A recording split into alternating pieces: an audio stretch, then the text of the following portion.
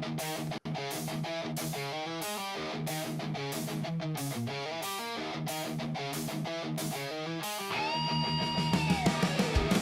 ultra, he's American, very American, and he plays tabletop role-playing games, TTRPG. He's the ultra American TTRPG, yeah. So fucking ultra American, yeah, he's American. Yeah, he's American. It's solo time. You drop the dime. So come on in. Let the show begin. We've got you covered. It's game day, brother. And sisters too. Have we got an ultra show for you? He's ultra, so ultra. He's American, very American, and he plays tabletop role-playing games. TTRPG. He's the ultra American TTRPG. Yeah.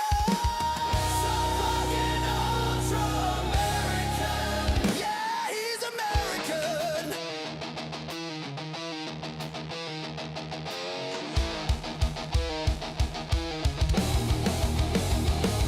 Let's solo because YOLO, and you don't wanna be some bro ho, you know. Yeah, you fucking know. So let's go. On with the show. He's ultra, so ultra. He's American, very American, and he plays tabletop role-playing games. TTRPG. He's the ultra American TTRPG, yeah. So fucking ultra American. Yeah, he's American.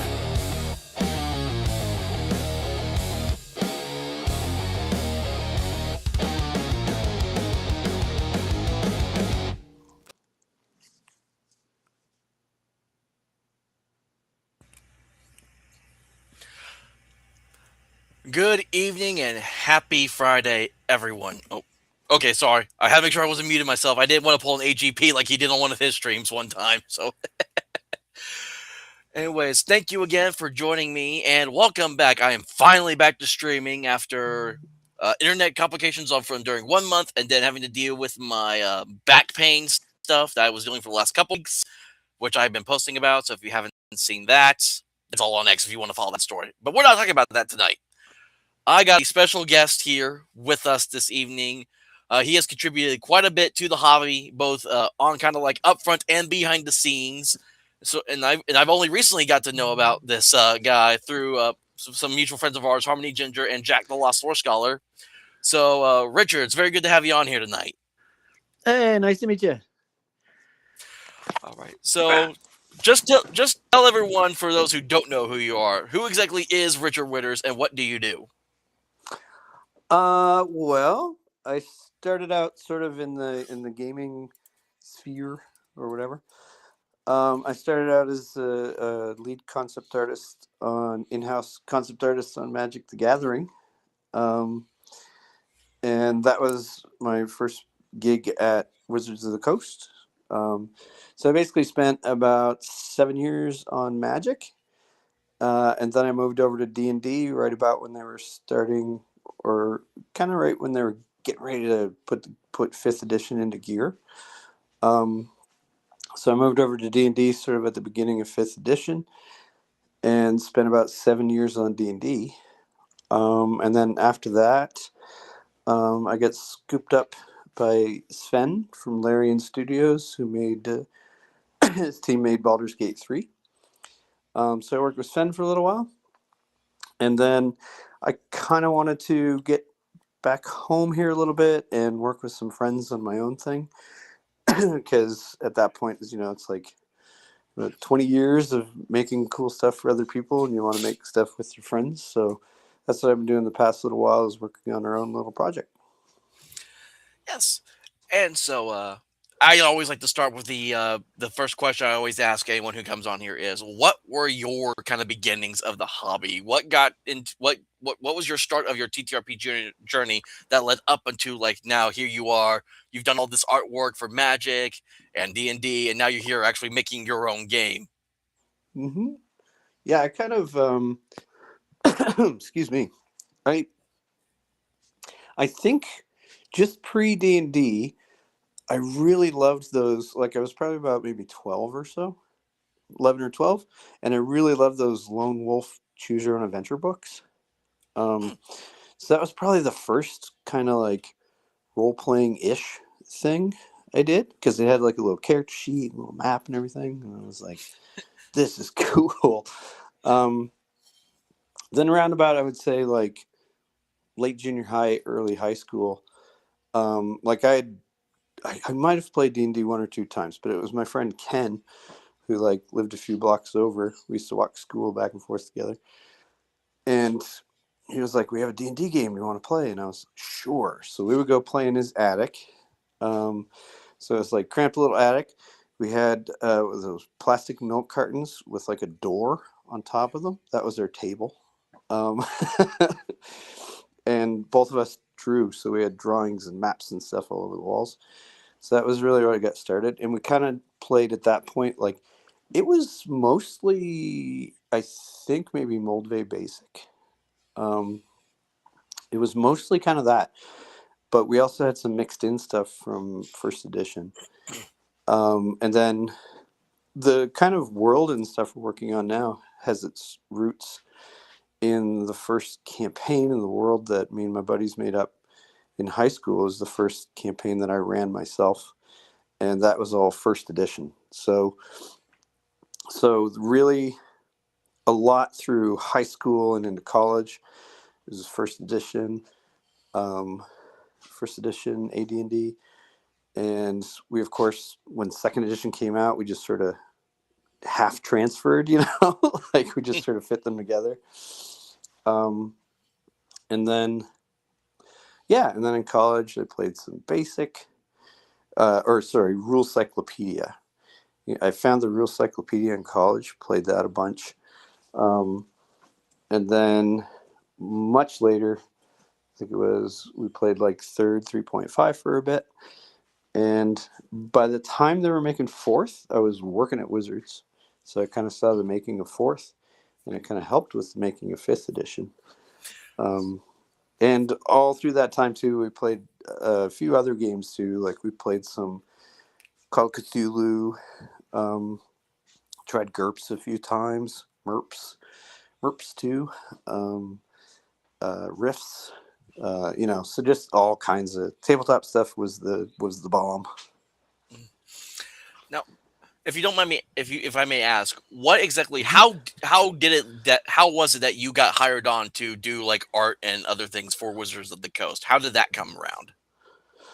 That was actually at the time they had a way of doing it, and it was like they called it the pencil test, um, which is interesting because I'd done sort of a uh, same idea but kind of different. I'd done a pencil test for Disney back in college, Disney animation stuff. Um, but the magic pencil test was basically, it was me and I think there's about 300 other artists that were kind of interested in the job. So they sent us an email with an art description, and well, several art descriptions, and they were kind of like, characters, monsters, environments, things like that. So you had 24 hours from when you received the email to do as many of the concept stuff, like sort of requests as you could. Um, so basically, I had what I had done before that because the art director, my friend Jeremy Jarvis, now my friend, at that time I didn't even know him. He had told me sort of what the pencil test is like. I was like, okay. So before they even sent it to me, I had three different friends of mine make a pencil test. They each made a unique one and what they thought it might be. So I did three to kind of practice. So 24-hour drawing sessions. Um, but I really each of them. So, but I really only made it like 16, 17 hours. There's only so long you can stay up. Um, so yeah, basically I got that pencil test, and then I got narrowed down to I think me and maybe one other person, and then flew out to Seattle, talked to them, and then got hired.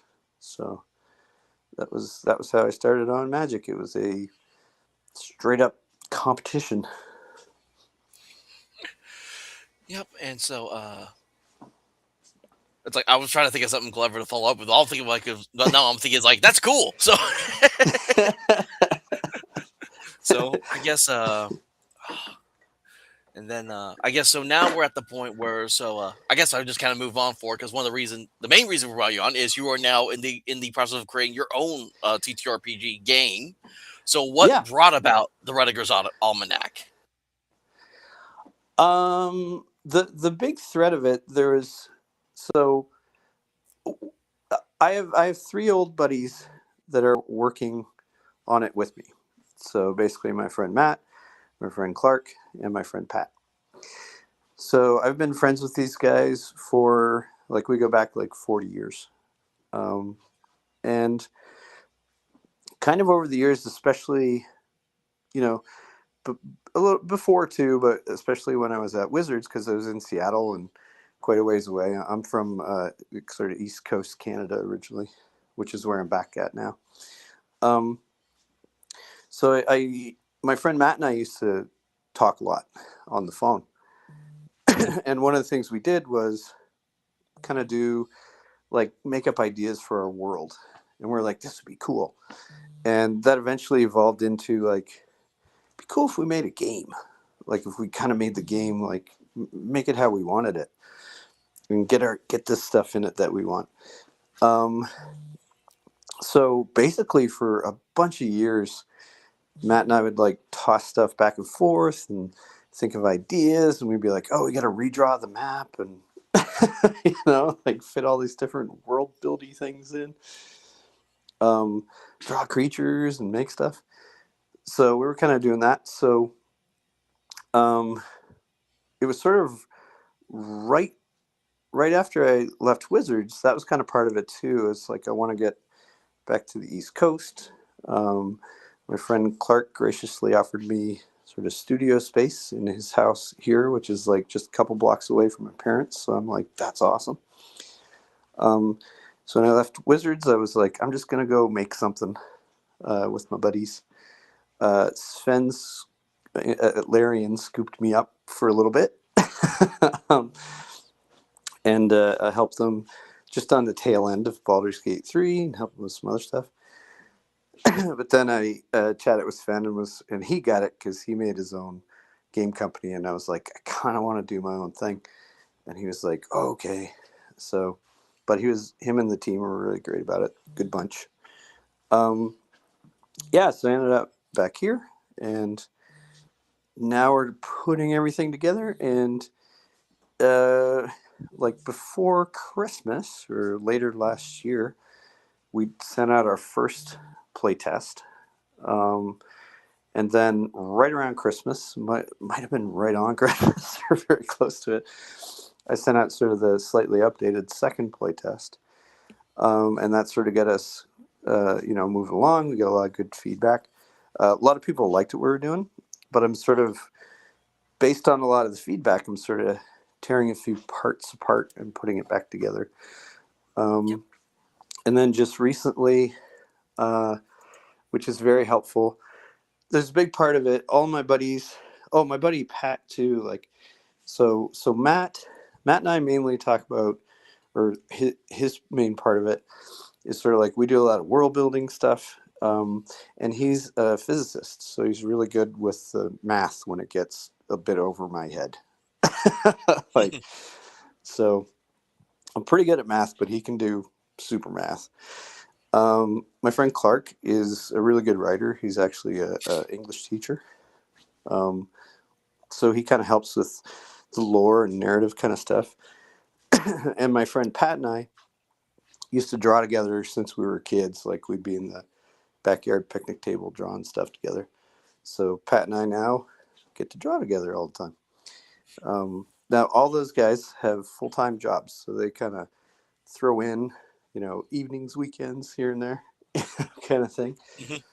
Um, a lot of it, I'm doing like the layout, drawings, a lot of the writing with help from folks. Uh, Most of the mechanical stuff with support from Matt. Um, and so I was doing all this stuff, and I realized coming to the crowdfunding part, it was like I need help. I can't do all this myself. Um, so I just announced it recently. We partnered up with Callwood Publishing, um, Mhm. who's done a lot of great stuff. The artist who works for Callwood, Travis, um, I had known him for years, and he was like, "Yeah, Andrew's a great guy." So basically, I hooked up with Andrew at Callwood, just to kind of Kwood. Sorry, he corrected me on that. It's actually pronounced Kwood, and I'm sitting here doing it wrong. Um, but anyway, I connected up with Andrew, and I was kind of like, I need your help with like to help me set up this backer kit stuff, like help me set up the tiers for the crowdfunder. Um, you know, Help maybe check, like do some final editing stuff. Set up the printing, all that, and the fulfillment. And he'd done a lot of that. I think he's got 14 crowdfunders under his belt. So that was a huge relief. It was it was like I don't have to stress about this stuff. Um, at least somebody else has knows all that stuff to kind of do that. So that's kind of where we're at now, and I am. That's what I was saying before I came on. I'm a little bedraggled. Like I was up most of the night last night finishing things, trying to get things ready for like a some of the backer page stuff that we need to do for Monday. Mm. So so yeah, that's kind of where we're at now. And one of the things I'm doing is sort of like I said, we had 2 play tests, got a lot of good feedback. A lot of people liked what we had in there. So what I'm doing now is for the kind of backer kit stuff, I'm doing like a small set of quick start rules. So that's sort of what I'm putting together now, which is kind of an update, super fancy version of the playtest. But it will probably be about half the size of the playtest. But it'll have some of the stuff we sort of revamped and updated in it. Yep. Mm. That's nice. Yeah, I've because you're talking about like doing your own game now. I've only just recently started kind of stepping more into kind of like the RPG like creation side of this hobby. Where my first ever foray doing it was I created a Civil War kind of rule supplement for the Wretched RPG by the Red Room, where it's Mm-hmm. just like a simple like actually I have it right here because I've recently gotten to the habit of just printing off book if it's small enough I just print off booklets of stuff now lately because I've Yeah. gotten to the habit of just printing stuff off. So this is the first ever like actual print I done for the Wretched Dixie is what I called it. And it's literally only Mm-hmm. like 15 pages, but it's just a simple rule set because the Rich RPG you can get for absolutely free from their Yep. site or wherever they have it. But and I got a lot of decent feedback from it. I mean, of course, some stuff I could have done better, but I mean, for my first attempt, I got a lot of decent feedback on it. And then I just I just finished doing the workout for the design for this. We're creating a science laboratory dungeon crawl called the Death Labs, where you're going through an abandoned science laboratory full of just like experiments gone wrong, like science survivors and all that jazz. And then there's something very bad at the bottom that I don't want to give away because it was something I had in the works for like a long time, and I've decided was going to put in this dungeon because I had artwork done for it long ago and I just never got around to using for what I wanted. So, and then I'm actually going to make my own little game, and it's called the Elf Gun or TTRPG because it was a Oh. play on how because it was a play on how everyone says I just want to sit down and play my elf game. Well, because I like more of the science fantasy and the urban fantasy kind of stuff with black powder and robots sometimes, I changed the Mm-hmm. phrase to I want to sit down and play my elf gun game. So that's So that's why Yep. I did a poll for it because I had a couple different ideas floating around and suggestions, but more people voted for just Elf Gun TTRPG.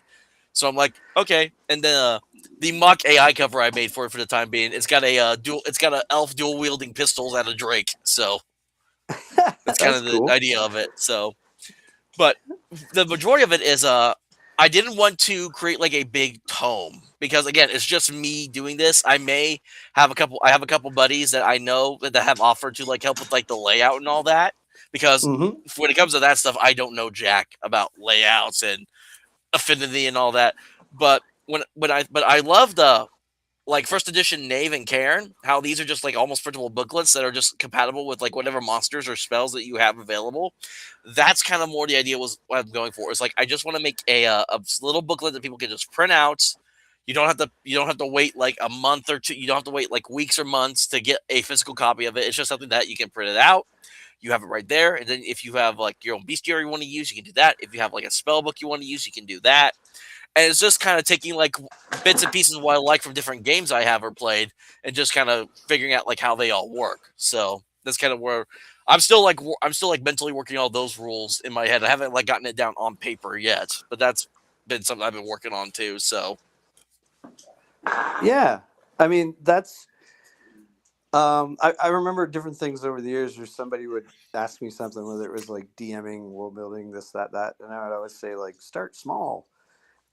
And when you were talking about like a 15-page starting book, I realized like, oh, for what we were doing here, I did not take my own advice because I was like, we're gonna do a, like I was targeting like a.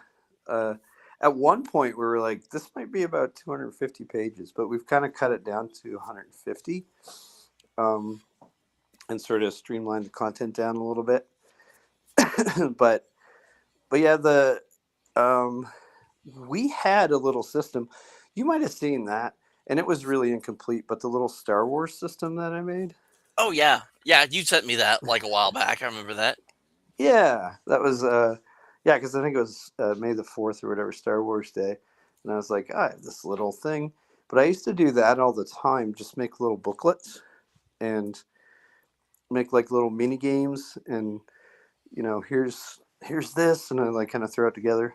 Um, so I really like that stuff. But when we were doing like the Ruttigers Almanac, it was like, okay, this is a full on kind of thing. Um, and we are doing like if this one goes well, we want to do like sort of the next era, which is like Black Powder, Mm. um, sort of like same setting, and do like Black Powder stuff and a bunch of other things that are sort of like fast forwarded in sort of the era. Um, yeah. Yep. And because like Patty asked a question, then we answered that question in the middle of a conversation. So to the listening Mhm. audience out there, if you have any questions you want to ask, just type them in the chat, and I will make sure either I'll answer if it's for me or if it's a question for Richard, I'll pull it up and he'll answer it as we go along through this. Because let me pull up the PDF, the newest playtest. Mhm. All right. All right, so this is the Ruttigers Almanac, and yes, AGP, he did make a Star Wars what was it, a D20 system as well? Was it a little D20 thing? Yeah, it was like we call it like Quicksilver D20 kind of thing, like Yeah. super simple D20 game. Yep.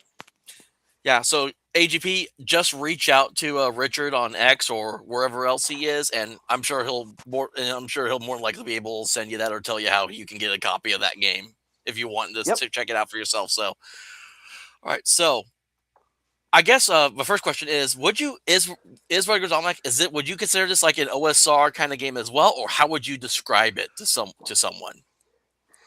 It's sort of weird. Like I put the things up where it's like when we were doing our backer kit page and stuff like that. I was like OSR compatible um, on the game. It's it's a bit tricky to really define. Like, is it like what the definition of OSR is? Because some of Hmm. them could have, you could have very similar, even exact same rules, but then there's like a play style, right? Yeah. Whether it's like more procedural or more like this or that or whatever. Um, so there's a whole bunch of things, but basically, one of the things I did was go through and kind of try to get the math in the ballpark, so that, like, one of the things I really wanted was, I really loved a lot of the old modules, like Keep on the Borderlands and, you know, the whole Giant series and stuff like that. So one of my targets was sort of, you can play one of our characters and use those old modules, and they won't be totally um, off the mark. You know what I mean? hmm Like they should The be usable, kind of thing. yeah, the very first time I ever ran the Barrels of Borderlands as a referee or game master, I ran the Tomb of Horrors module for a bunch of guys. Oh, that was brutal. Yeah. That one doesn't matter what level you are. I had them all come in at max level, and I killed off because I told them I'll bring like 3 or 4 characters with you, just in case.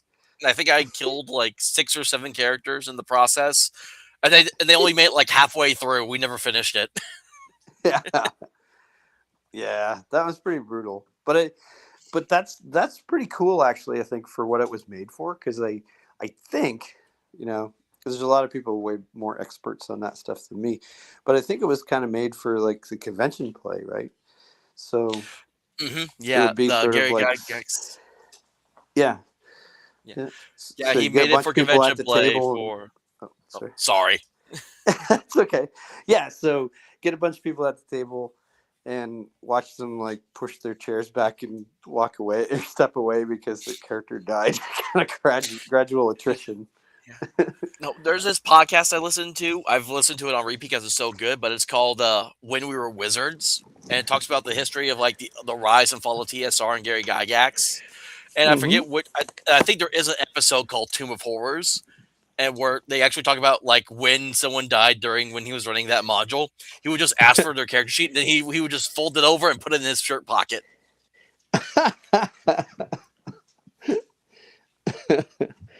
I played at a little convention once, um, a long time ago. Like this was probably high school or early college, and everybody brought their own lead miniature, Mm. and it was sort of a tournament play thing. But if your character died, they had this big vice kind of thing, and they would squash your miniature. Oh. Oh man, that would suck though if you like paid to have that miniature made and then you lost it like that. Though. Yeah, yeah. We were brutal back then. Yeah, that's why I'm not the biggest fan of like tabletop miniatures and all that. I don't the joke I have for the people who love like the Warhammer 40K stuff is the reason it's called 40K is that's how much in debt you're in after you buy everything. So Yeah. Yep. Yeah. That's an investment. That game. Um, yeah, it's like I do have a when I got the Portal to Adventure get the huge box set that I got, whether it had like all the game stuff, Emperor's Choice Miniatures did send some actual good, like actual like I forget what kind. They're not lead, but they're like there's a name for what kind of miniatures they have, but I can't remember the top of Pu- my head. But they're like Pewter. pewter. That's it. I knew it was something with a P. Yeah, they're like They're pewter metal miniatures that are like Mm-hmm. great condition. And I'm like, oh, these are nice. I'm not going to do anything with them, but they're nice. Yeah, we had a bunch of those. I think they were lead or pewter. I think that a lot of them were what Citadel might have been the brand. Um, but yeah. But anyway, yeah, that's where that was. Yeah, that was one of the things I wanted our. Basically, I think the power curve. Uh, a lot of it's like the basic first and second edition are pretty close in power curve, and then in third edition it kind of goes whoop, it goes up, and then fourth it kind of goes up, and then fifth it kind of went up. Um, so this probably more echoes the sort of level, or toughness and survivability or whatever that we played back in the day. Yeah. All right. I gotta stop this for a moment. I had to confirm this. I just confirmed it on Twitter. Jack the Lost Score Scholar, is now a dad to Jack Jr. Jack Jr. has been born. Oh, awesome! Yep. So, Congratulations to Jack. yep. So, Jack, if you ever do see this, I know you don't always follow me for my stuff because he tries to because I do talk a lot about politics a lot, and he goes the apolitical route when he tries to do this stuff. But Jack, if you do see this, congratulations to you. Very happy for you and Vixune, and I hope for the best for your kiddo. So, Yeah, I think I'm on Jack's show next week. oh, that'll I, be I don't nice. think Yeah. he's hosting it, but we'll see. Yeah, I mean that's great. Oh, he's got a picture of it right there on his page. He is a cute little guy. So I remember when my own kiddo was born. Yeah, yeah.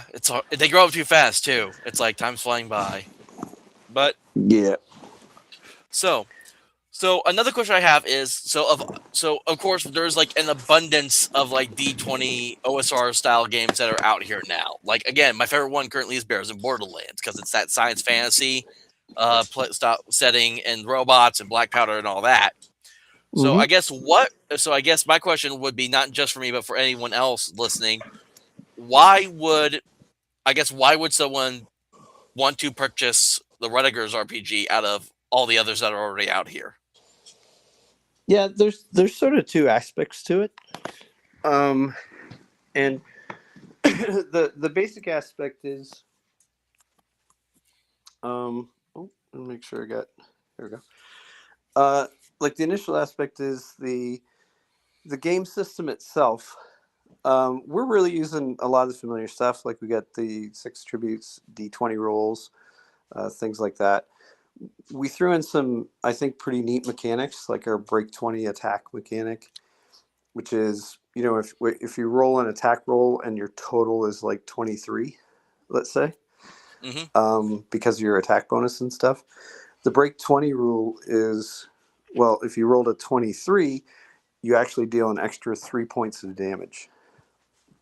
Um, so as you go up and your attack bonus goes up, you can do some like break 20 crits kind of thing. And if you roll a natural 20 on one of those, you can double your sort of break 20 damage. So that was one of the things. There's a bunch of little mechanics like that where we're like, either these are kind of a little more streamlined to use, or they have some interesting stuff in them. So that was sort of the core base. And I think there's some fun stuff there. But a lot of it too is so the other big part of it, because we were thinking the same thing you were when we sat down to make it. I was like, well, why would people buy this? Because I buy games too, right? Um, Hmm. and there was a lot of that. It's like, well, I don't think we just want to do like like a clone game or this or that, like a lot of things people have done. So we have a lot of like tools and mini games and stuff in there that you can use with any sort of like basic or old school game or OSR game. So there's a whole bunch of that stuff. We have a pretty cool setting.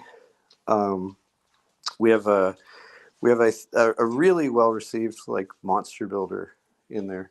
A lot of people really liked the monster builder because it gives you good monsters and you can make them really fast. Um, yeah, so that I think is sort of the mixture we're looking for, and I'm going to fill it full of my drawings, kind of thing. Yeah, of course. Yeah. So we were kind of looking at that and saying like, okay, well, you got a core game, and it's pretty cool. Um, I think there's a lot of fun, sort of innovative mechanics in it and stuff. There's a setting. There's a whole bunch of tools you can use for just about any game, kind of thing. So we're kind of looking at that to sort of, let's put all this together. The big inspirations for it in general, my 2 favorite books were the first edition, in terms of gaming, the first edition Dungeon Master's Guide. So that was just full of cool things, right? Um, it was a beast to navigate, but it was cool, full of cool stuff. Um, and then the other one was the Rule Cyclopedia. And what I really liked about that book was it had character creation, monsters, it had all the spells, it had a setting. Like it just had everything in one book. So when I was talking to the guys, I was kind of like, if I was to make a book, I would put those two types of books together, um, and sort of be like, you get a complete game, you get all kinds of tools and toys, you get setting, you get like a bestiary, like all that kind of stuff. Put everything in there, and Almanac was done on purpose too, because if we want to expand it, we can do Almanac 2 and Almanac 3 if people like it. So, so yeah, it was basically that was sort of our big goal, as opposed to, I think if I looked at the space, it it's easy to look at the games like Old School Essentials or Swords and Wizardry and stuff like that, and I was sort of like, they already did a really awesome job. I don't need to redo that job. you know. Um, Yeah. so so Mhm. so our part is like, the game part is pretty succinct and simple, but like I said, setting, bestiary, all kinds of tools and stuff, um, tools you can use in games. So we try to make it like something I would buy. You know? Yeah, like as I'm looking over like some of these rules you got, I'm also thinking like this isn't not this could also be stuff that people could easily implement into any other like games that they're currently running.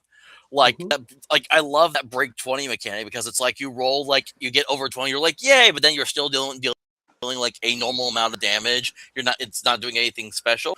So the break Yep. 20 compensate makes still so even though like you get like a dirty 23, that because of the break 20, that's 3 extra points of damage you can do on top of whatever you roll. So I really Mhm. like that that idea where it's not making your over 20 success feel like it's for nothing. So I really do like that. And then the Icebreaker Initiative. This if I don't know if you're familiar with the Black Hack RPG, but it's a very similar initiative that they do that you have here. So and I also like that as well because I don't like trying to remember everyone's initiative stats and figure out the order. So what Yep. I do, I do the Horde Wars initiative movement where it's like whoever rolls the highest starts, and then you just go around the table clockwise. But Mhm. the Black Hack way of doing it, where if you succeed, you go first. If you don't, you go after the enemy. That's also very simplistic initiative way to do initiative as well, which I love as well. Outside of the just roll one, just both sides roll d6, and that determines who goes first, like old school does. So. Yep. Yeah, ours is basically that. It's basically a saving throw, Mm, and if you make the save, you can act before the monsters. If you fail the save, you go after. Um, and to me, that there's a lot of things in there that I did like that, and it comes from actually DMing, right? mhm, Because like you said, tracking initiative, you can always default back and track individual initiative if you're doing a combat or something. But for me, I was like, I just want to know like who's going before, who's going after. It does still maintain that you can kind of affect tactics. Like, I hope I can go first so I can do this before the monster goes or something. So it does still randomize it a bit.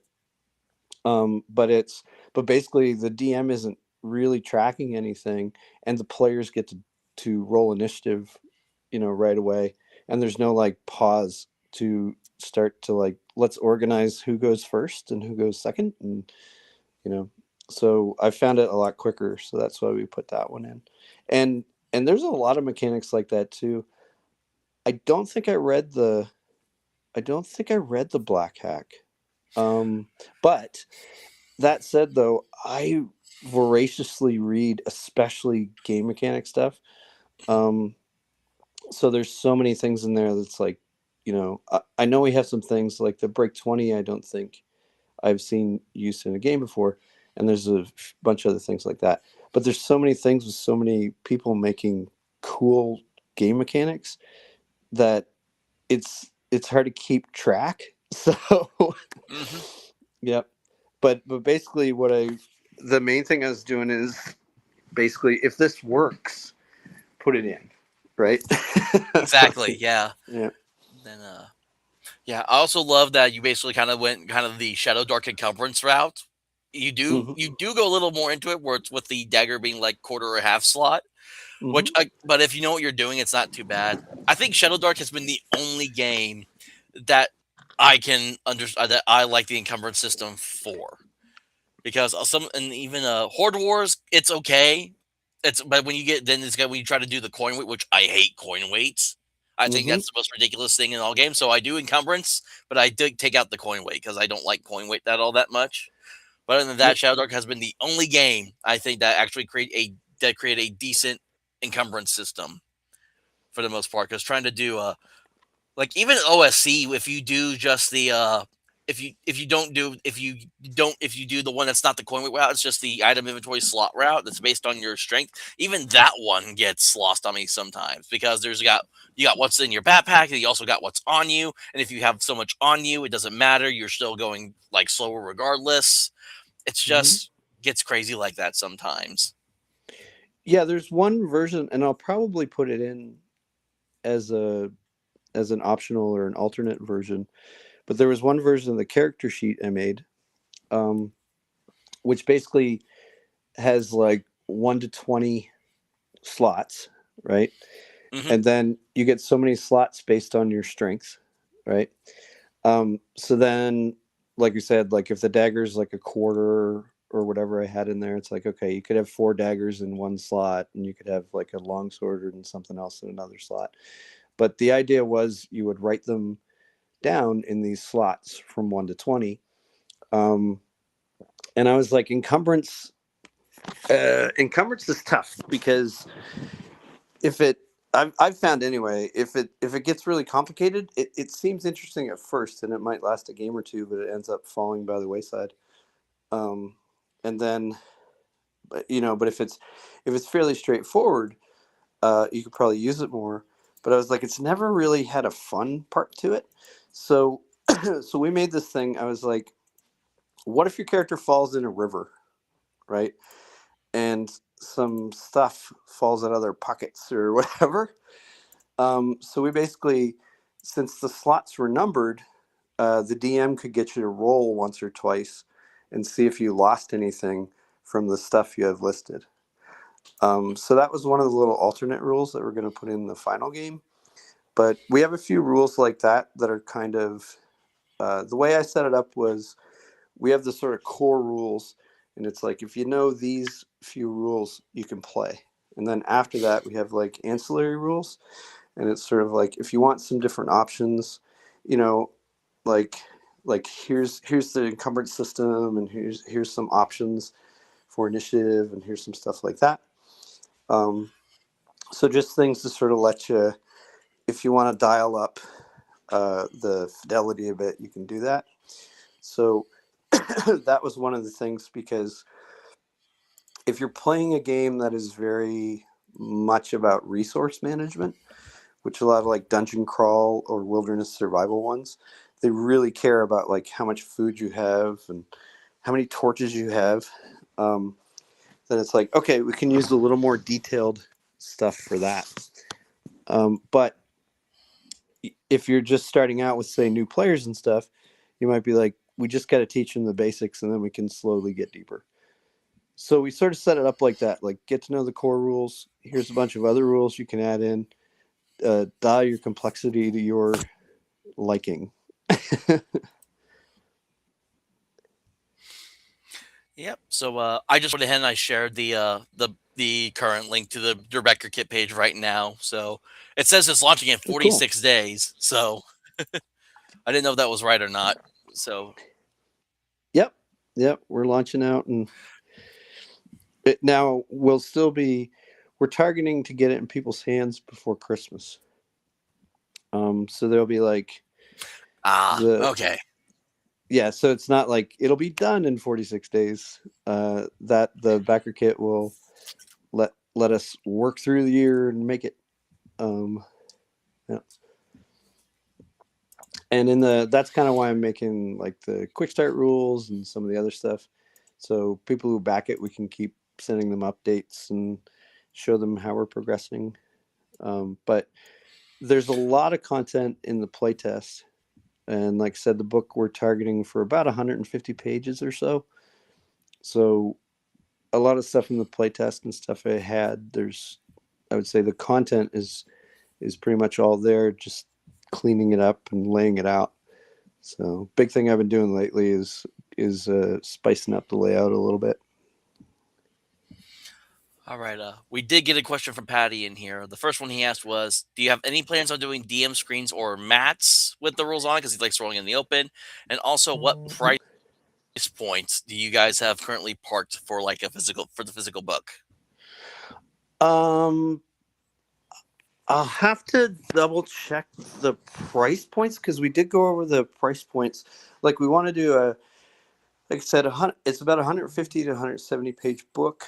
Um, and I know we were targeting something like I think $40 for softcover and $50 for hardcover. But that might be Canadian. Mm. Because me and Andrew Cowwood are both in Canada, so we had like the both prices. So I think that may be Canadian. So adjust accordingly if you're in the U.S. For those. Um, and then Backer Kit allows you to have little add-on content. So like I said, originally the book was going to be a lot bigger. So I took some of the other content, or we're going to take some of the other content and add on some like PDF things, PDF add-ons you can get if you want.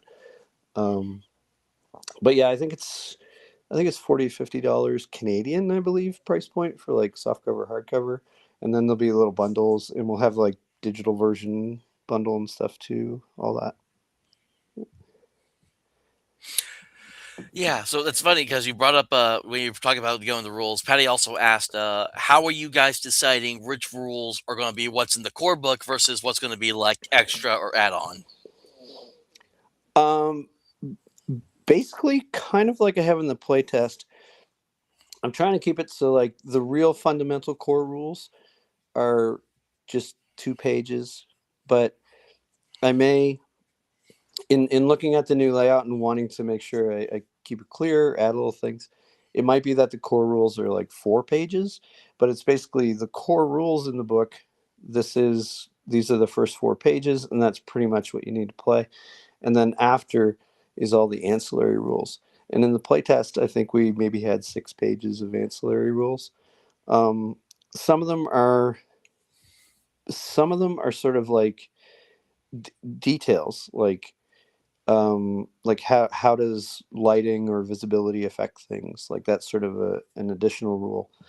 um, and then other ones are optional, like sort of like uh, we have some variant death mechanics, say, that you can Hmm. use. So because they're I was thinking back again to when we used to play back in the day, we would kind of adopt rules like that, and if we liked the rule, we would just sort of incorporate it in the game. So that's kind of what I was thinking. Yeah.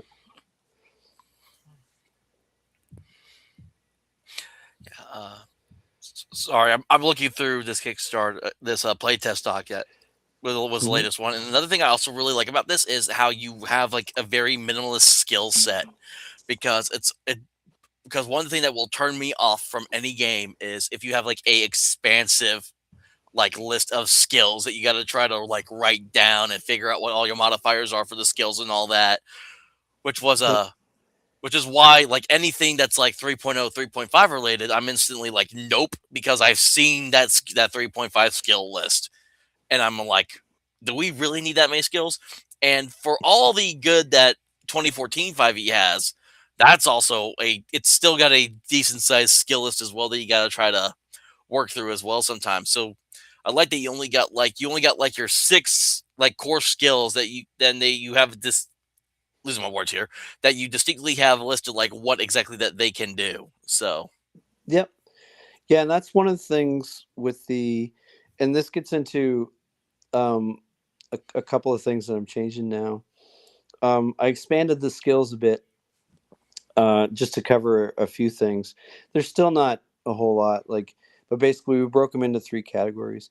But a big thing we like to do with a lot of that stuff too is put it right on the character sheet. Um, so if you probably noticed, like the character sheet I made has like all kinds of little like cheat notes and quick reference stuff. mhm. Um, so things like that. It's but basically we did add a few more skills, and we kind of broke them into sort of like rogue skills, survival skills, and scholar skills kind of thing. So and that was mainly for kind of like class stuff. Just to kind of say, you know, if a thief type of class gets a couple of points or 2 or 3 points per level in rogue skills, and a ranger gets 2 or 3 points a level in survival skills, and it just allows you to bucket them up a bit, um, and help with the class a bit. Because the big thing I've been doing since the last playtest, and we got some feedback in this playtest, our classes were basically just 2 line kind of little, almost like perks, right? And I'm expanding the classes quite a bit to be more like, like a basic or a Shadow Dark type of class. But we've taken a lot of the design stuff that worked, even with those little micro classes, and sort of built them into these little more robust classes. But they're still really simple to play. But I'll probably be posting a sample of those in the next couple of days or so. A sample of 1 or 2 of them, anyway. Um, so yeah, and that's another thing with the playtest. That was really fun because we got all kinds of feedback. Um, a lot of it really positive, um, which you love to hear, right? Because I was scared as hell when you make something and then you're like, let's send it out to people. And a lot of people, follow my Twitter, my Instagram, and stuff. So I'm like, I'm sending this out to all kinds of people. I hope it's good. I hope it's not just crap. So when people replied back and they were like, this is really cool, and they were talking about stuff they liked, that was great. But the really useful stuff was when you get the feedback where it's like, this is all really cool, but there's this one part that bugs me. And so that's kind of what I was doing, was digging back into that stuff. And classes was one of those, like, sort of give us a little more meat and potatoes with classes. Yep. Yeah, I do like the simplistic nature. Just looking at the current subclass system that's in the playtest now, I do like that simplistic nature of the classes. Like, you do this, this is the hit die, and you can do you can do these things with it. And so Mm-hmm. that's always been the big thing. It's one of the things where it's like, well, again, 5e 2014 at least is good for what it is, but the classes can become very convoluted the more you level up after a while. So, because I think the Yep. idea is after level, I think mostly after like level 10 or 12, like, is where most people usually stop their games, because then it just gets super convoluted past those Yep. levels in 2014. Yeah, we kind of made a call with that one too. So our classes, we're trying to make it so each class, it's a little more complex than these ones we have here, but each class probably has three, maybe three, maybe four main things that they do. And a big thing I was looking at was what I call like cognitive load, which is, and I think of it just when I'm going to play a class, like, it's like, okay, if I play an AD&D first edition fighter, it's pretty easy. Like, I hit stuff, I have good hit points. At a certain point, I get some extra attacks. You know, that's pretty easy class. And then some classes, like if you played the first edition Magic user, once you get into, you have a lot of spells and you can do a lot of stuff, it can get very complicated. So what I was trying to do is, like, each class has some good, sort of flavorful stuff and fun things you can do. And a lot of the fifth edition stuff, and there's a lot of other stuff too. They have, I guess, what you would call like like like non-linear progression. So it's like at third level you get a big thing, and Hmm. at sixth level you get a big thing like a feat or something like that. So ours is more like, you do kind of get different things at different levels, but you're sort of on a progression track, and it's not so much exponential as it is kind of compiling, like deepening your skills and stuff, as opposed to you suddenly can do this, some crazy thing. um, there are a few things like that. Those would be, we kind of see it as you get sort of your persistent building things. You get a few things that we call keystones, which are every other level or every 3 levels, you get a little perk. And then you get like a capstone, which is what you get at 10th. So for us, we were, like you were saying, at 10th level, we kind of cap the class stuff. And then at that cap means basically your saving throws, because our saving throws are attached to level. Your saving throw doesn't get any better. Saving throws don't get any better. Um, your hit points stop accumulating, but you can keep adding levels essentially. Um, and we're working on some stuff now, which I'm not sure would be in this book or be an expansion. That's kind of like beyond 10th level, where you could pursue things like, the road to lichdom, and becoming a Valkyrie or something, right?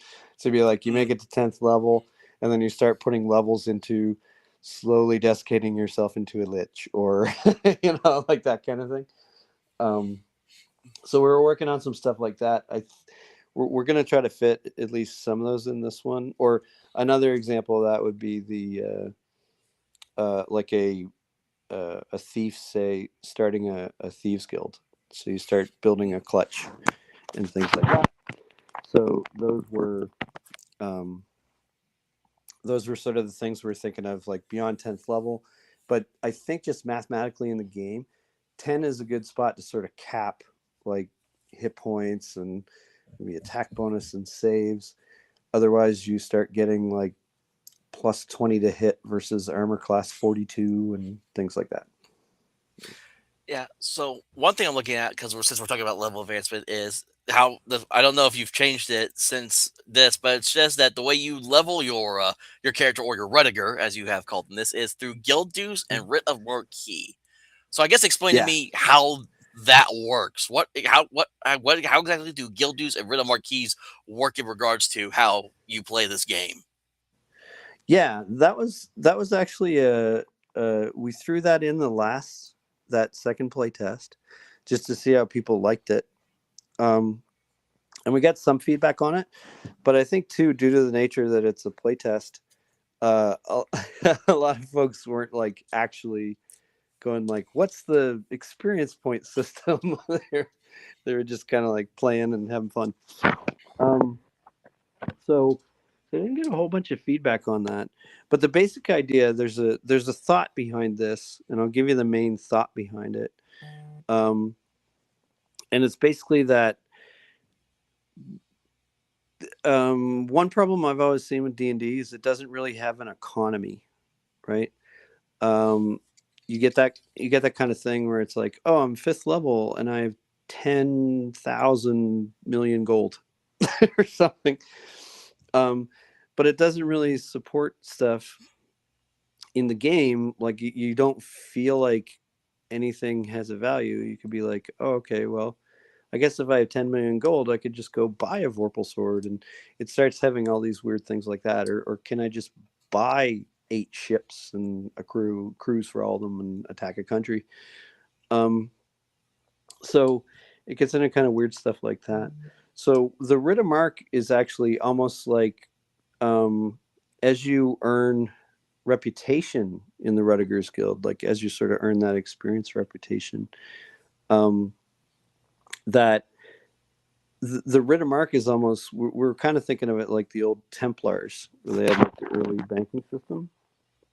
Um, and basically, you can go to a Ruttigers Guild in any of the different places in the world, and because they recognize you as, say, like a journeyman Ruttiger or something, they can give you a writ which is worth X amount of coin. So you can do things like, and it's almost like a credit card or something, except it's sort of earned. It's like they're encouraging you to keep going out and doing this stuff. So it was sort of a weird experiment, and I'd be curious, like, like I said, we got some feedback on it, but I think playtest wise, not a lot of people were, let's try out the, you know, let's try out the experience system, you know. So I am curious if anybody, you know, if anybody actually hasn't got the playtest and they want to give that part a read and tell me what they think about it, that would be very cool because that one's hard to test. You know, play your character through 10 levels and tell us how you like this system. Yeah. I kind of yeah. So it's basically kind of like an advancement through renown more than just you go out and you get the treasure or kill the monster. Because yeah, you can get hired to go out and do a mission, but if you could do it the wrong way or you piss off the guy that sent you out to do the mission, you're not going to get that written marquee from whoever would have done that for you. Yes, exactly. Yep. Yeah. Yep. And, Yeah. and So. yeah. And if you die, right, Mhm. then you sort of have this banked credit, and it'd be like, oh, your family. It's almost like your life insurance as well. Like your family can get a little payback from them. Yeah, and the idea of the guild dues makes sense because if you do join a guild, well, they're not like running for free, and they got possibly, and if they're in the city, they definitely got taxes they gotta pay more than likely to run their stuff in the city. So of course you gotta pay your dues every now and Yep. then. Yep. Yeah. And it's sort of a, like I said, that one, I would love if people checked that out and gave us some feedback on that. And maybe I'll do like a little post it and ask people's opinions. But the real root of it too was to be sort of like, I guess basically if you took, say, a country and you know the average person makes 30 or $40,000 a year, then you can look at stuff and say, well, if a car is worth $30,000, that's almost like a year's salary. So it gives you some basis, you know, to have value on things. Um, and I found a lot of times with D&D, the amount of gold pieces, especially when gold was like connected to experience points, and I'd be like, oh, I need 500,000 experience points to get this level. I need 500,000 gold, and your economy just goes whew, like way out the window. And it's like, okay, I guess I can buy 50 ships or something. You know? So that was one of the things we wanted, a bit more of a functional economy. And I kind of like it when players are, I wouldn't say broke, but when the money means something, right? I think if you got to pay for a nice inn and it means something if it's expensive. So there is no meaning to expensive or cheap if there's not some sort of, you know, system for the money, I guess. But that stuff too is like a lot of it's, you know, optional because the main thing I think with tabletop games is you write the rules. If people like them, they use them, and if they don't, they'll probably like just not use it or replace it with one they like. Yeah, like one thing in that Bears of Borderlands does that's very different from other like white box or OSR games is a lot of games like OSC, D&D, Basic Fantasy. If you're playing like a cleric or any sort of magic user, you're gaining more spells as you level up. But in Bears of Borderlands, you start off there, your clerics and your magic users. You get 3 spells to start with, or you can be a half caster, which is a partial magic class. You get 1 spell to start with, but then you don't gain any more as you level up. The game incentivizes you to go out to try to go out and try to learn more spells or more prayers, and those cost money to do as well. So if you come across a lot of gold, like some of my characters recently just did, you can now use that to spend to try to learn more spells. But of course, if you have like the spell book or a scroll to learn that spell from, or if you come across like a more powerful magic user that is able to kind of help you learn that spell as well, there are also incentives to do that, so you pay less and you also learn in less time. Because I think because I think it starts with you start off it takes you a week to learn a spell. And you have to pay like 1,000 silver because the economy in Bears and Borderlands is silver more than anything. It's 1,000 silver per the spell's level. But you can basically, if you have the spell book and you get a master to help train you, you reduce that by like 75%. So it goes down to like 200 silver, maybe 200, 300 silver, and then like maybe 2 or 3 days to learn that spell. Yeah, that's kind of what we were looking at as well, and you kind of hit the nail on the head. If you sort of have limited resources and sort of a bit of a functional economy, then you can suddenly work things in, like it can adjust like how many spells you can get.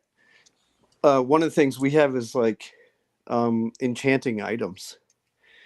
So that was a big one because I was like, I really like the idea. Sorry, I'm out of breath. I was like grabbing something from the other room I was listening to. You're fine. Um, but anyway, for the enchantment stuff, I thought, well, it would be really cool if they could go to a place and, say you can put so many enchantments on an item or a weapon or a piece of armor, and you could pay for the enchantments and you could put X numbers on something. And I thought that's cool. It's a great way to craft your own weapons or armor or items. Um, but the key to it is if you put a price on it, and let's say it's like how high does the price have to be if you can get 500,000 gold, right? So it sort of gets blown out, and there's a point where it's like you can now break the game with all that.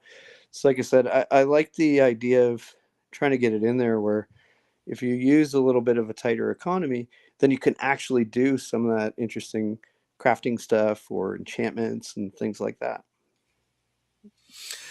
Yeah. Sorry, I was making sure I wasn't muting myself because I had cough earlier. Yeah. Another thing I also love about because looking over these spells and cantrips now, and again, this is like another thing that Shadow Dark has ruined for me in regards to how I look at TTRPGs now is your spells are only like maybe 1, 2, 3 lines each. They are Yep. not like they're not like big old blocks of text like D&D has.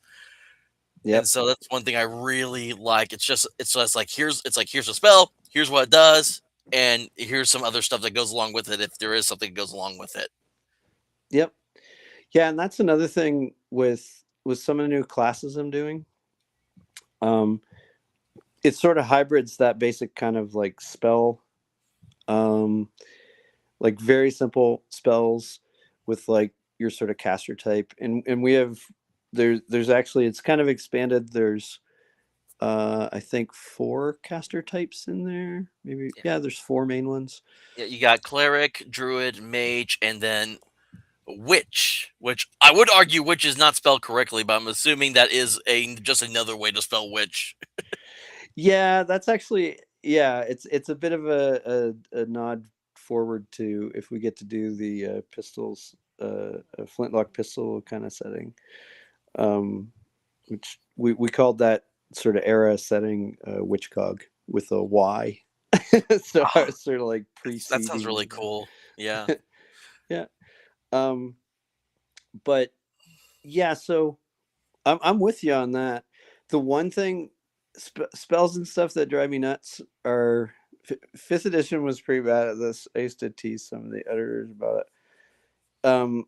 It's sort of when you mix the flavor of the spell description in with the actual like mechanical effects of it, and you end up going through and you have to read 2 3 paragraphs to pick out what actually how does this work, right? um and I remember those over the years and using different versions, all kinds of different versions, and they would just bring your game to a screeching halt. So I'm sort of a big fan of like let me reference it quick, um you know let's see how it works. But I think the way we're kind of organizing them now, we're going to have actually more types of sort of specific caster classes with a sort of group of things that each can do. And I really like that too, because basically it's like you get sort of a suite of spells and some fun stuff for each one. And if you want to kind of expand your spell repertoire, you can take levels in like this other class and dabble in that type of magic. So we've reorged a bit of that stuff, but it's all based on the same thing. I'm never going to write a half-page spell. Yeah. And then like because we were talking about your creature culture and monster stuff earlier, I also one I do like this layout. I like that you don't just give like the hit dice you get at level, but if you want to just have like a set hit point amount, it's right there. So Hmm. that way So that way you don't have to worry about, because that's what I do for like when because I'm running Curse of Strahd now for a group, and I don't roll. I just use the set amount that it shows off to in the parentheses there, but the hit die, which sometimes works and doesn't work in my player's favor depending on what they're coming across. So Yep. yeah, but I like you got like all the damage they can do, how they move, their sizes, and then of course you got all these different traits that you can give them too if you want to just go all out with the customization of it. Yep. So I really like, because again, because so you basically made it very simplistic to create a monster. That was another thing that Shadow Dark also ruined for me, is how they you could also create monsters with Shadow Dark very easily, and their stat blocks are just like, here's one sentence describing what it is, and here's like what they can do basically.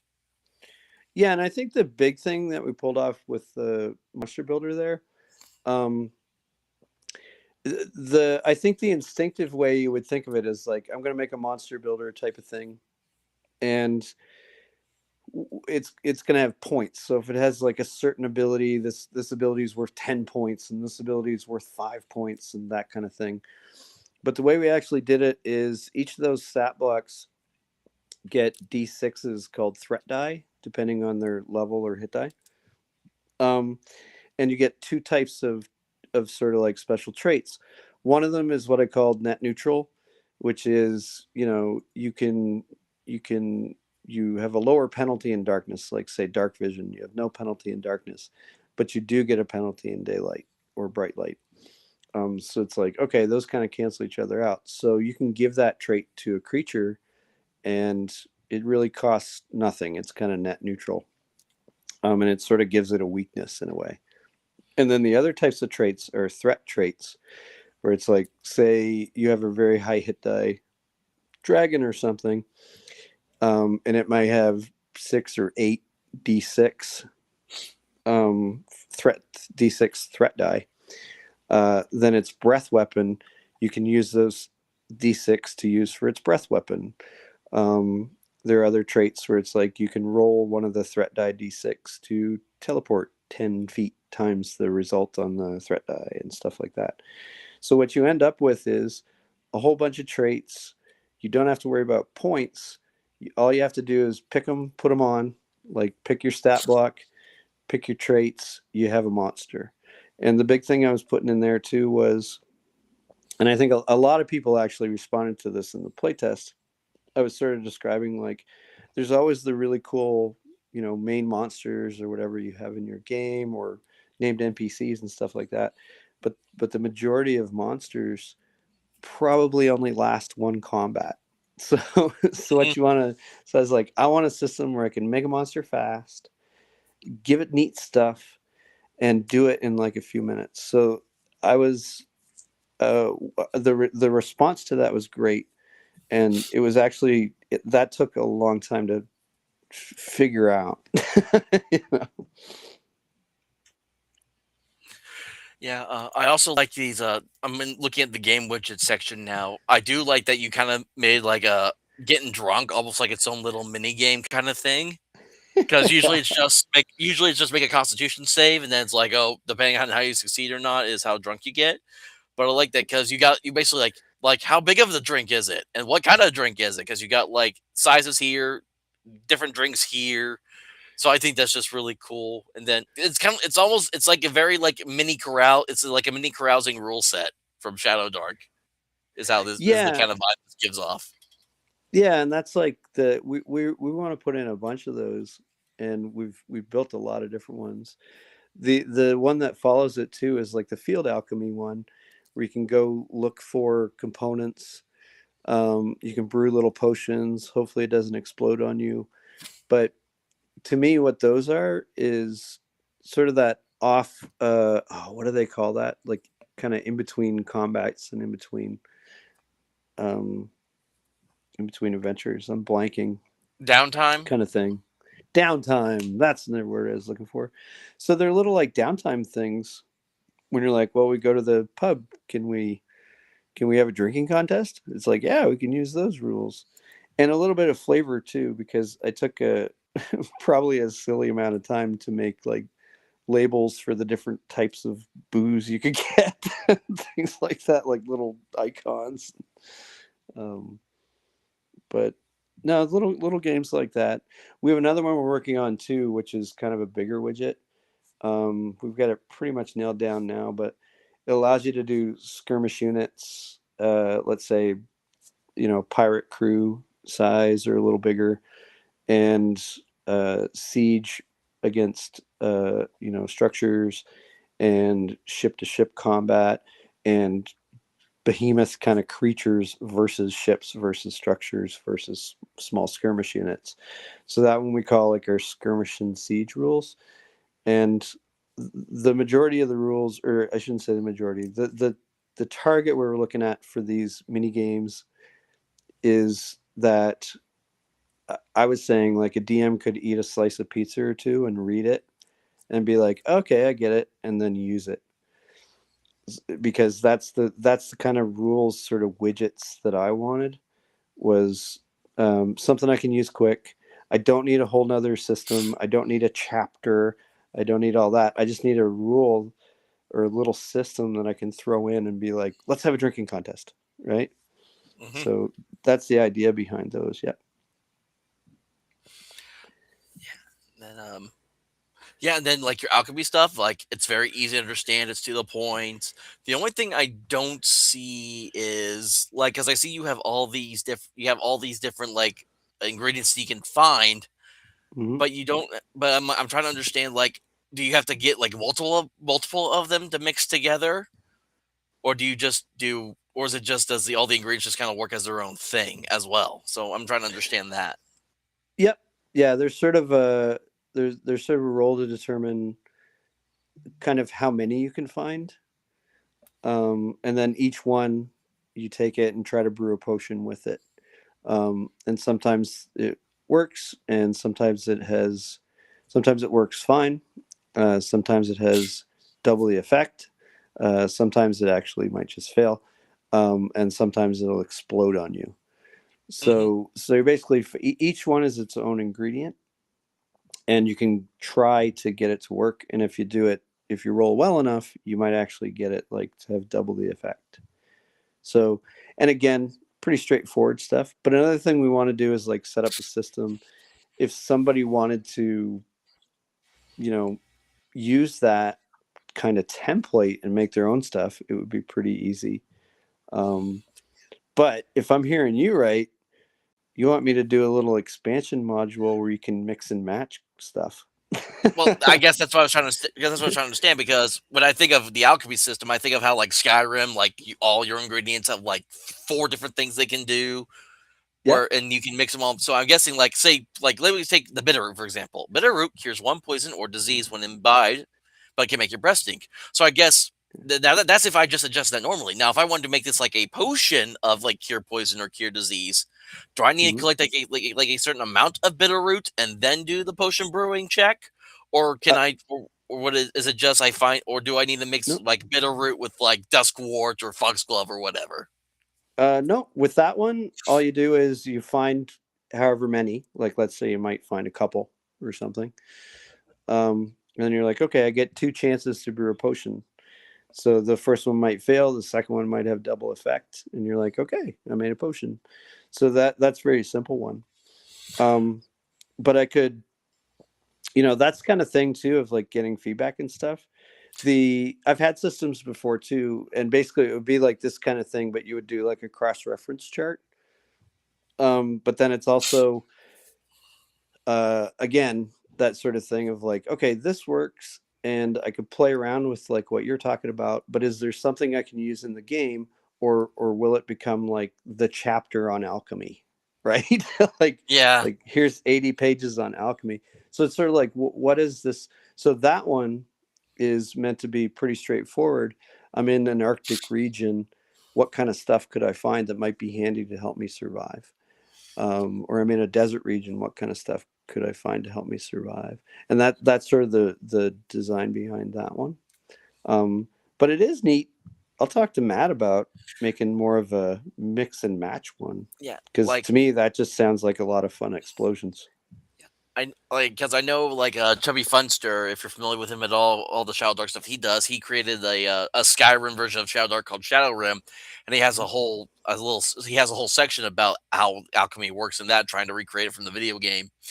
But Mm-hmm. I was thinking for me like yeah, you could make a potion with just one bitter root, Yeah. and you could just roll normally. But I was thinking more like if you were to if you did like two or three bitter roots for one potion, maybe that gives you a benefit to the roll, and maybe the potion doesn't blow up in your face as much. Perhaps that's Mm-hmm. just kind of where my thought process was going for at the moment. So Okay, well, I'm gonna mess with it, and you're gonna help me design it. I'm okay, gonna send you what I come up with. all right, well, keep me posted on that then. So I mean.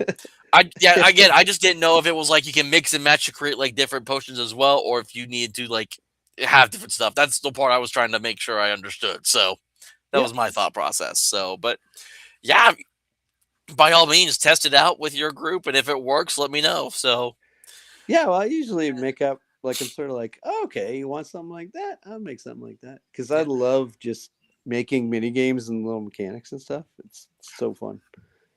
all right. We got like maybe a few minutes left before because I usually try to go like an hour and a half because I Dungeon Delver has his Friday night stream he does, so I try not to cut into that. So I guess Yep. just really quickly, tell me about this setting that you have in the playtest that I'm looking at. Roarin, is that how you pronounce it? Yeah. Yep. And we're still bouncing around what we would call the name of the sort of continent, the world, whatever. Because we sort of have Roaring Gad is sort of our main city. It's sort of, I guess, the hub kind of city you might call it. It's our Waterdeep or Greyhawk, whatever. Um, and then there's sort of this, which is sort of the continent, the main continent, and then the other one that looks like a big long pillar is basically the cosmology of the planes and things like that. But yeah, basically that setting is, well, when I say it's stuff we made up in high school, it's like the spark of it was made in high school, but it's evolved over 40 years, as we all have. So a lot of it is like just over the past bunch of years, different ideas and things we've had, fleshing out like how this guild works with that guild or who lives in this area or what kind of creatures are here.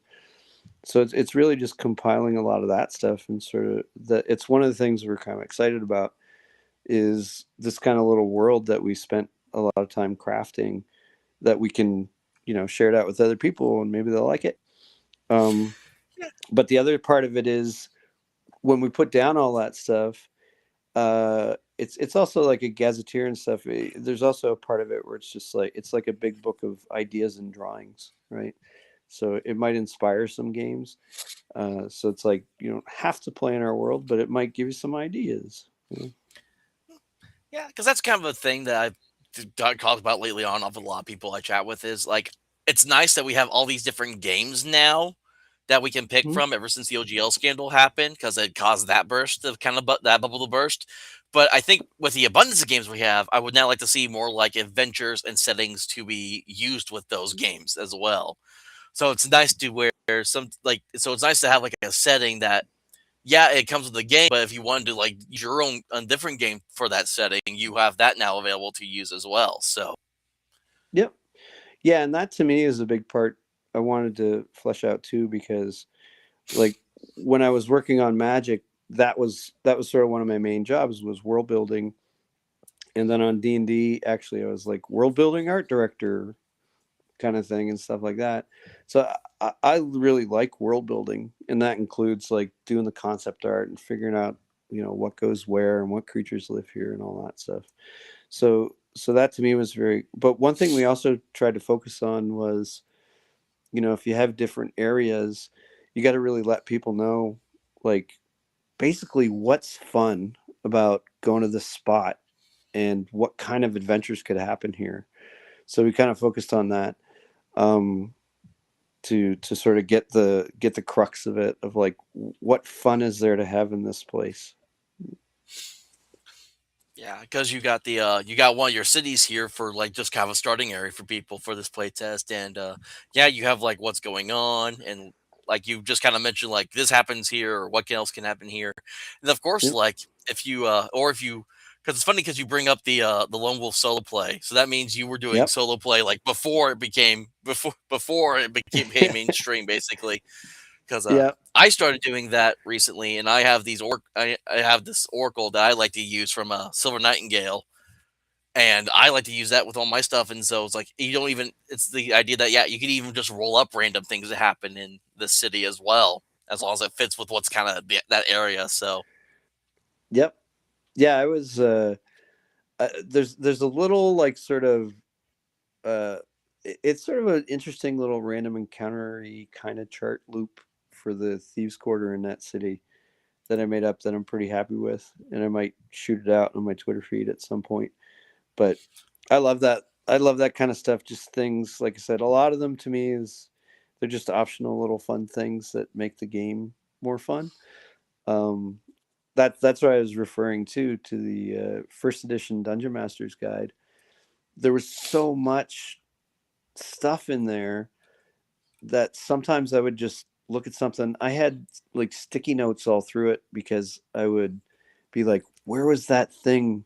You know, like we talked about things like item saving throws and things like that. It'd be like, oh, mark that page because that could be fun to use. But a lot of times you didn't use those all the time. You just use them like if you're crossing the desert, it's like, oh, there's some rules here for like dehydration and this heat fatigue or whatever. Um, so you didn't use that in every game, but you used it to flavor up a certain game. So we're like, it'd be fun to have a lot of tools or mini games or widgets just for things like that. yeah. So hold on, I'm gonna switch back to just us now. One thing I'm wanting to do is because I know like sorry, didn't know if I was still talking or not for a second there. I thought I was muting myself again.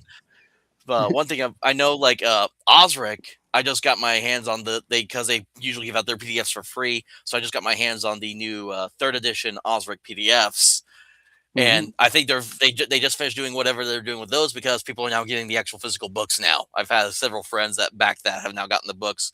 I want to do a read through of that because Osric was supposed to be kind of like a kind of cleaned up version of Advanced Dungeons and Dragons what at the Yep. time because that's the one thing that kind of like I would love to like it'd be nice to like own those books because I know you can get them now like reprints, but the language in them is like it's hard to understand them despite whatever the bros and the one time guys may say about it.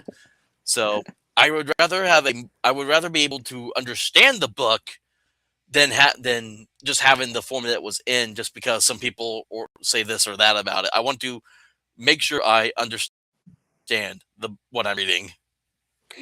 Yeah, I think too. Like I said, I hands down the first edition AD&D Dungeon Master's Guide is like my favorite. D&D tabletop book probably in general ever made. But I can also say, man, is it impossible to find anything in it. Like it is rough. Unless you use the sticky notes and check it. Yeah, so there's some of that with the old books.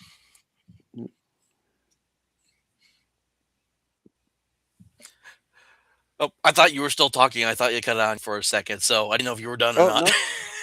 Yeah. No. Hi.